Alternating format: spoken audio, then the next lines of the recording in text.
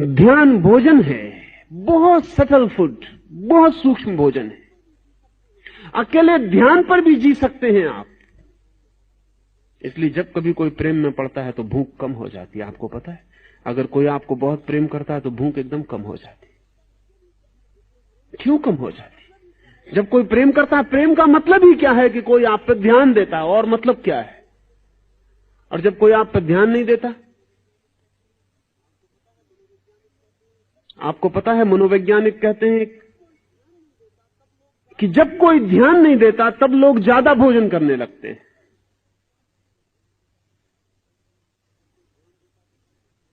जब कोई ध्यान देता है तो कम भोजन करते हैं, क्योंकि ध्यान भी कहीं गहरे में भोजन का काम करता है, बहुत सूक्ष्म तल पर काम करता है। जिस चीज को हम ध्यान देते हैं उसको शक्ति देते हैं, ये मैं कह रहा हूं। और अब इसको कहने के वैज्ञानिक आधार हैं, अब इसको नापने के भी उपाय हैं। मैं पीछे आपसे निकोलिएव और कामेनिएव का नाम लिया। ये दोनों व्यक्ति टेलीपैथिक कम्युनिकेशन में इस समय पृथ्वी पर सबसे ज्यादा निष्णात लोग हैं। निकोलिएव विचार भेजता है, ब्रॉडकास्ट करता है, और हजारों मील दूर कामेनिएव उस विचार को पकड़ता है। वैज्ञानिकों ने यंत्र लगा के बड़े चकित हो गए कि जब निकोलिएव विचार भेजता है तो उसकी शक्ति क्षीण होती है। उसके चारों तरफ यंत्र बताते हैं कि उसकी शक्ति क्षीण हो रही है। और जब हजारों मील दूर कामेनिएव विचार को ग्रहण करता है तब उसकी शक्ति यंत्र बताते हैं कि बढ़ गई। आश्चर्यजनक, हजारों मील दूर। लेकिन जब निकोलिएव विचार भेजता है कामेनिएव को तो उससे पूछा गया वो करता क्या है। वो कहता है मैं आंख बंद करके ध्यान करता हूं कि कामेनिएव मेरे सामने उपस्थित है। वो दूर नहीं है, मेरे सामने उपस्थित है। मैं अपने सारे ध्यान को उस पर लगा देता हूं, सब भूल जाता हूं, सिर्फ कामेनिएव रह जाता है। और जब कामेनिएव रह जाता है मुझे प्रत्यक्ष दिखाई पड़ने लगता है कि ये सामने खड़ा है, तब मैं उससे बोलता हूं। ध्यान, वो अटेंशन दे रहा है तो उसकी ऊर्जा हजारों मील दूर बैठे हुए व्यक्ति को उपलब्ध हो जाती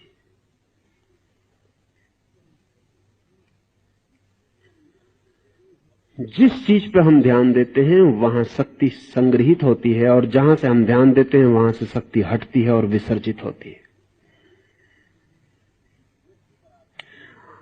जिस वृत्ति पर आप ध्यान देते हैं उस पर शक्ति संग्रहित हो जाती है।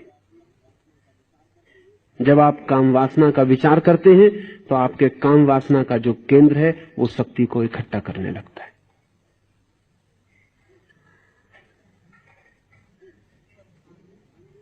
जिस चीज पर आप ध्यान देते हैं वो वृत्ति का केंद्र आपके भीतर शक्ति को इकट्ठा कर लेता है।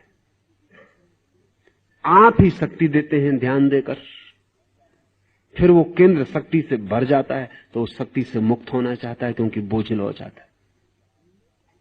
ये जाल है आदमी के भीतर।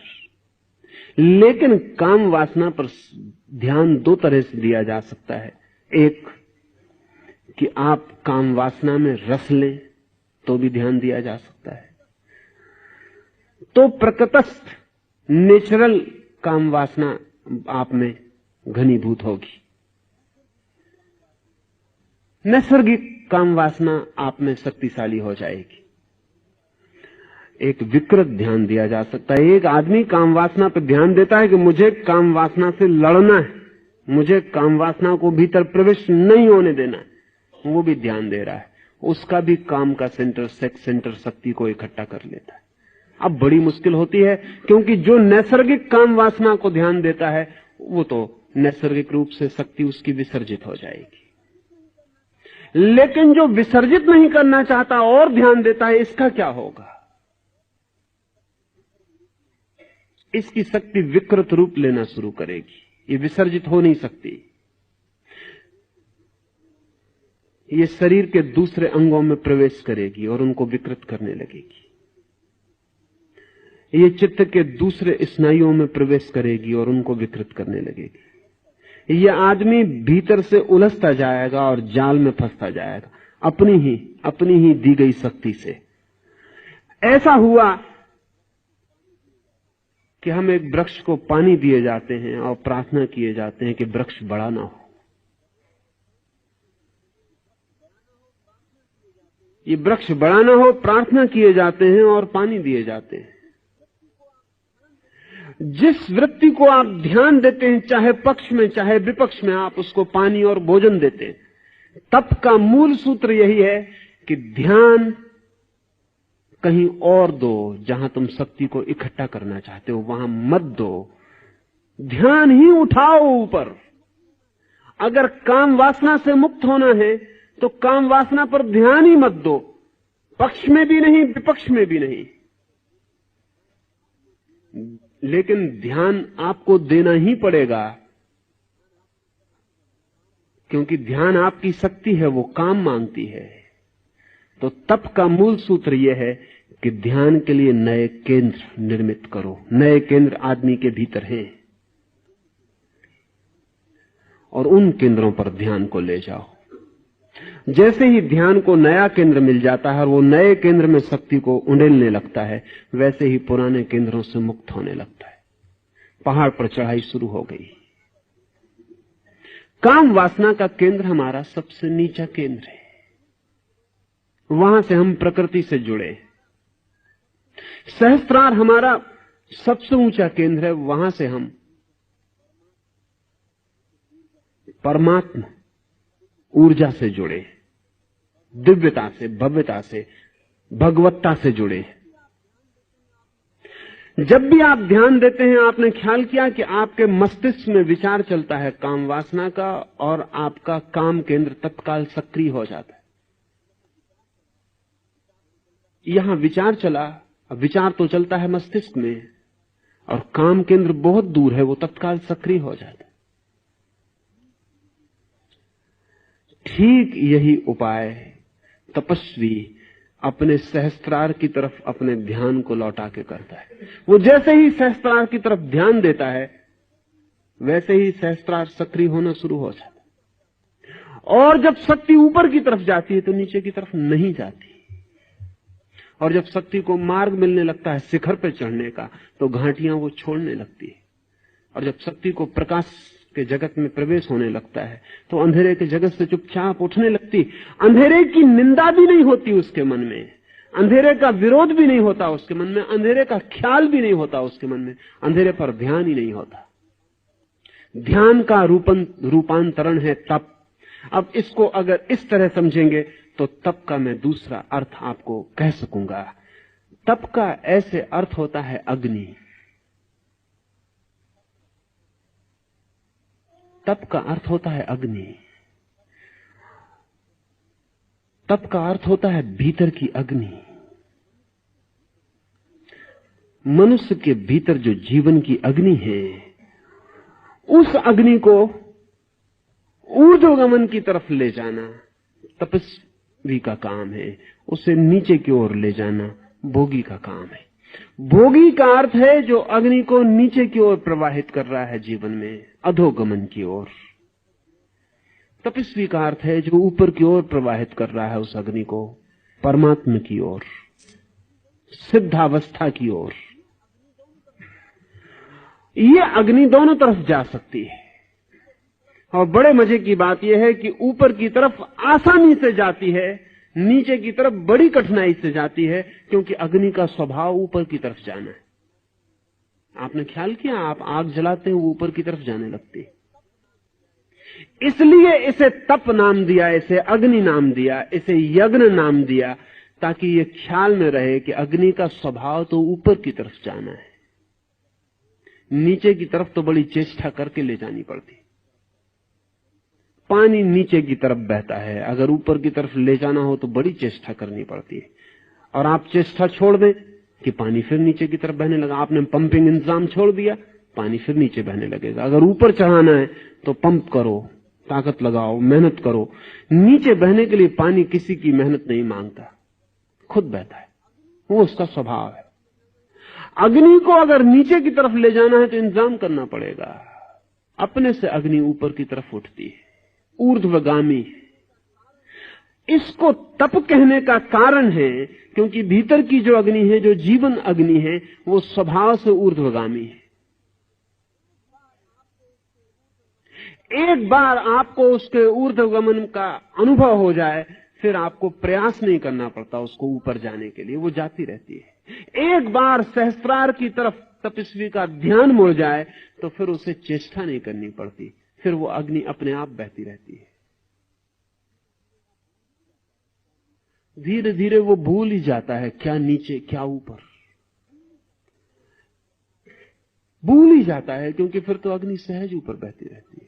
एक बार आग राह पकड़ ले तो ऊपर की तरफ जाना उसका स्वभाव है।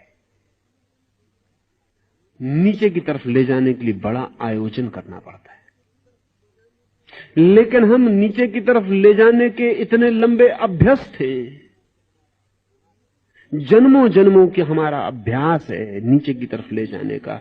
इसलिए नीचे की तरफ ले जाना जो कि वस्तुतः कठिन है, वो हमें सरल मालूम पड़ता।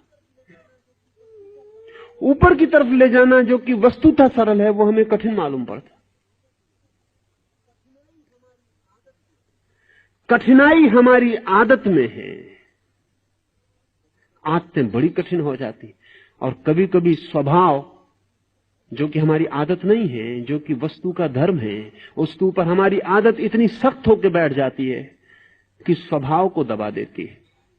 हम सबके स्वभाव दबे हुए हैं आदतों से।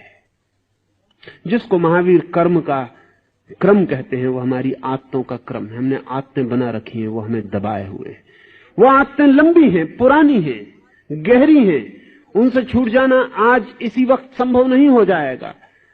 तो हम उनसे लड़ना शुरू करते हैं और उल्टी आदत बनाते हैं, लेकिन आदत फिर भी आदत ही होती है। गलत तपस्वी सिर्फ आदत बनाता है तप की, ठीक तपस्वी स्वभाव को खोजता है, आदत नहीं बनाता। हैबिट और नेचर का फर्क समझ लें। हम सब आदतें बनवाते हैं। हम बच्चे को कहते हैं क्रोध ना करो, क्रोध की आदत बुरी है, न क्रोध करने की आदत बनाओ। वो न क्रोध करने की आदत तो बना लेता है, लेकिन इससे क्रोध नष्ट नहीं होता, क्रोध भीतर चलने लगता है। काम वासना पकड़ती तो हम कहते हैं ब्रह्मचर्य की आदत बनाओ, वो आदत बन जाती, लेकिन काम वासना भीतर सरकती रहती, वो नीचे की तरफ बहती रहती, उससे कोई फर्क नहीं पड़ता। तपस्वी खोजता है स्वभाव के सूत्र को, ताओ को, धर्म को। वो क्या है जो मेरा स्वभाव, उसे खोजता है। सब आदतों को हटाकर वो अपने स्वभाव का दर्शन करता है। लेकिन आदतों को हटाने का एक ही उपाय है, ध्यान मत दो, आदत पर ध्यान मत दो।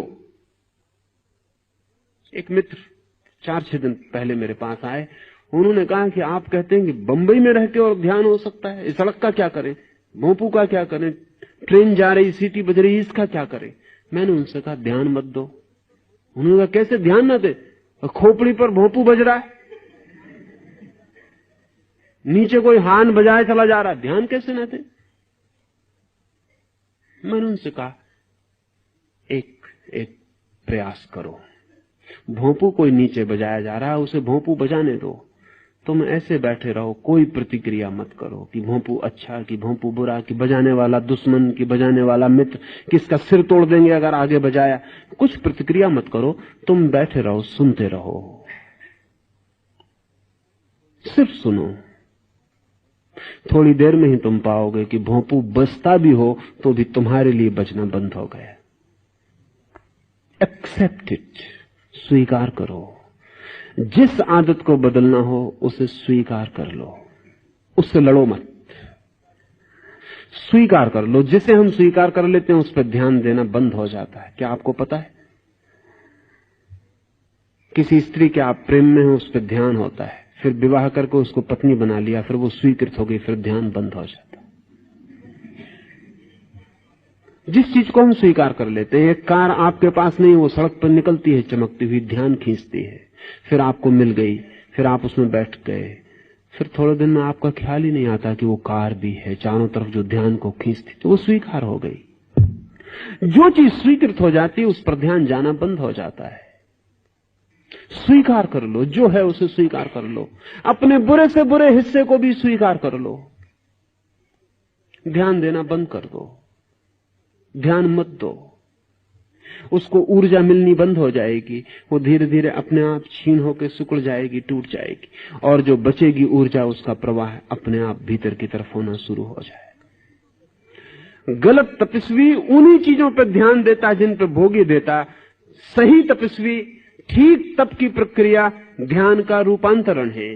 वो उन चीजों पर ध्यान देता है जिन पर न भोगी ध्यान देता न तथाकथित त्यागी ध्यान देता। वो ध्यान को ही बदल देता है। और ध्यान हमारे हाथ में है। हम वहीं देते हैं जहां हम देना चाहते हैं। अभी यहां बैठे हैं, आप मुझे सुन रहे हैं। अभी यहां आग लग जाए मकान में, आप एकदम भूल जाएंगे कि सुन रहे थे, कि कोई बोल रहा था। सब भूल जाएंगे। आग पर ध्यान दौड़ जाएगा, बाहर निकल जाएंगे, भूल ही जाएंगे कि कुछ सुन रहे थे। सुनने का कोई सवाल ही न रह जाएगा। ध्यान प्रतिपल बदल सकता है। सिर्फ नए बिंदु उसको मिलने चाहिए। आग मिल गई, वो ज्यादा जरूरी जीवन को बचाने के लिए हो गई, तो तत्काल ध्यान वहां दौड़ जाएगा। आपके भीतर तप की प्रक्रिया में उन नए बिंदुओं और केंद्रों की तलाश करनी है जहां ध्यान दौड़ जाए और जहां नए केंद्र सशक्त होने लगे। इसलिए तपस्वी कमजोर नहीं होता, शक्तिशाली हो जाता। गलत तपस्वी कमजोर हो जाता। गलत तपस्वी कमजोर होकर सोचता है कि हम जीत लेंगे, और भ्रांति पैदा होती है जीतने की। अगर एक आदमी को 30 दिन भोजन न दिया जाए तो काम वासना क्षीण हो जाती। इसलिए नहीं कि काम वासना चली गई, इसलिए कि काम वासना के योग्य रस नहीं बनता शरीर में। फिर भोजन दिया जाए तो 30 दिन में जो वासना गई थी वो 3 दिन में वापस लौट आती। भोजन मिला, शरीर को रस मिला, फिर केंद्र सक्रिय हो गया, फिर ध्यान दौड़ने लगा। इसलिए फिर जिसने भूखा रहते ही काम वासना पर तथाकथित विजय पाई, वो बेचारा फिर भूखा ही जीवन भर रहने की कोशिश में लगा रहता है, क्योंकि वो डरता है। इधर भोजन लिया, इधर वासना उठी। मगर ये निपट पागलपन है, वासना के बाहर हुए नहीं। ये सिर्फ कमजोरी की वजह से वासना को शक्ति नहीं मिल रही है। असल में आदमी जितनी शक्ति पैदा करता है उसमें कुछ तो जरूरी होती है जो उसके रोज के काम में समाप्त हो जाती है। एक खास मात्रा की कैलोरी उसके रोज के काम में, उठने में, बैठने में, नहाने में, खाने में, पचाने में, दुकान में आने में जाने में व्यय हो जाती, सोने में व्यय हो जाती। उसके अतिरिक्त जो बचती है वो उस केंद्र को मिल जाती है जिस पे आपका ध्यान है। द सुपरफ्लुअस, जो अतिरिक्त है। अगर समझ लें कि 1000 कैलोरी मान लें कि आपके रोजमर्रा के काम में खर्च होती है, और आपके भोजन और आपकी व्यवस्था से आपको 2000 कैलोरी शक्ति शरीर में पैदा होती है, तो आपका ध्यान जिस केंद्र पर होगा 1000 कैलोरी जो शेष बची है उस केंद्र पर दौड़ जाएगी। उसको कोई रास्ता नहीं, ध्यान ही रास्ता है। ध्यान ही एरो है जिससे वो जाएगी। उसको और कुछ पता नहीं कहां जाना है। आपका ध्यान उसको खबर देता है कि यहां जाना है, वो वहां चली जाती है। अब अगर आपको झूठे तप में उतरना है तो आप भोजन इतना कर दें कि 1000 कैलोरी से ज्यादा आपके भीतर पैदा ना हो। फिर आपको ब्रह्मचर्य सधा हुआ मालूम पड़ेगा, क्योंकि आपके पास अतिरिक्त शक्ति बचती नहीं जो कि सेक्स के केंद्र को मिल जाए। 1000 शक्ति पैदा होती है, 1000 आप खर्च कर लेते। इसलिए तपस्वी खाना कम कर देता है, पैदल चलने लगता है, श्रम ज्यादा करने लगता है और खाना कम करता चला जाता है। ये दोहरी प्रक्रियाएं करता है ताकि शरीर में शक्ति कम हो और शक्ति व्यय ज्यादा हो। वो मिनिमम पर जीने लगता है। न होगी अतिरिक्त शक्ति, न वासना बनेगी, मगर इससे वो वासना से मुक्त नहीं होता। वासना अपनी जगह खड़ी, वासना का केंद्र प्रतीक्षा करेगा, अनंत जन्मों तक प्रतीक्षा करेगा। कहेगा कि जिस दिन शक्ति ज्यादा हो मैं तैयार हूं। ये सिर्फ भय में जीना है। इस जीने से कहीं कुछ उपलब्ध नहीं होता।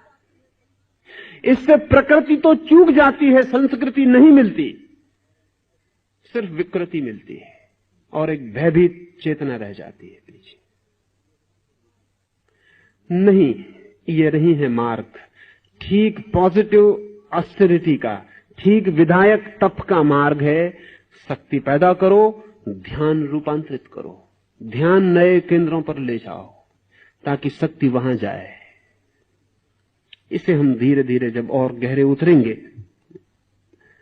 ध्यान के परिवर्तन के लिए, तो ये प्रक्रिया ख्याल में आ सकेगी। लेकिन सबसे पहले तो ये ख्याल में ले लेना चाहिए कि मेरी अतिरिक्त शक्ति किस केंद्र से व्यय हो रही है। उसके विपरीत जो केंद्र है उस केंद्र पर ध्यान को लगाना पड़ेगा।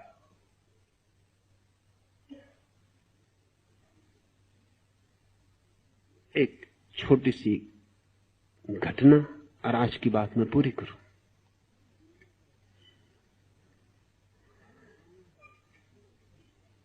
धर्म गुरुओं का एक सम्मेलन हुआ है। बड़े धर्म गुरु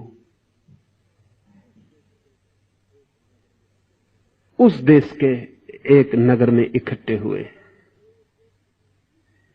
4 बड़े धर्म हैं उस देश में, चारों के 4 बड़े धर्म गुरु एक निजी वार्ता में लीन है। सब सम्मेलन निपटने के करीब हो गया, वो बैठ के बातें कर रहे हैं। ऊंची बातें हो चुकी, नकली बातें हो चुकी, अब वो बैठ के असली गपशप कर रहे हैं। 75 साल का बूढ़ा धर्मगुरु कहता है कि हो गई वे बातें, सुन गए लोग, लेकिन तुम्हारे सामने क्यों मैं छिपाऊं, और मैं आशा करता हूं तुम भी ना छिपाओगे। अच्छा होगा कि हम बताएं कि असली जिंदगी हमारी क्या है। मैं तो एक ही चीज से परेशान रहा हूं, वो धन, और दिन रात धन के विपरीत बोलता हूं, तो धन पे मेरी बड़ी पकड़ है। एक पैसा भी मेरा खो जाए तो रात भर मुझे नींद नहीं आती। मेरी इन बातों को इतने प्रेम और शांति से सुना है, उससे बहुत बहुत अनुग्रहित हूं। सबके भीतर बैठे परमात्मा को प्रणाम करता हूं। मेरे प्रणाम स्वीकार करें।